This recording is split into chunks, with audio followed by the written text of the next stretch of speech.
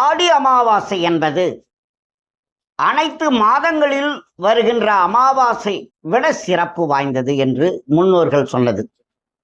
அப்படி என்ன சிறப்பு என்று நாம் பார்க்கின்ற பொழுது, தட்சிணாயன புண்ணிய காலத்தில் வருகின்ற அமாவாசை, அதாவது கடகத்தில், அதாவது மாதிருஸ்தானத்தில் சூரிய பகவான், அதை தந்தையினுடைய காரகன் அமர்கின்ற இந்த மாதத்தில் வருவதால் தந்தை அம்மா வீட்டில் இருக்கிற மாதிரி தான், ரெண்டு பேரும் ஒன்னா இருக்கிற மாதிரி. இந்த நேரத்தில் தந்தை இல்லாதவர்களுக்கு மிக சிறப்பான பிதிர்தோஷங்களை போக்கக்கூடியதுதான் இந்த அமாவாசை. இந்த அமாவாசையில் முன்னோர்கள் பிதுர், நம்முடைய தாத்தா பாட்டிகள் இறந்தவங்களாம் வந்து இந்த பூலோகத்தில் நமக்கு ஆசி வழங்குவதாக முன்னோர்கள் இந்த ஆடி அமாவாசை சிறப்பு என்று சொல்லியிருக்கிறார்கள்.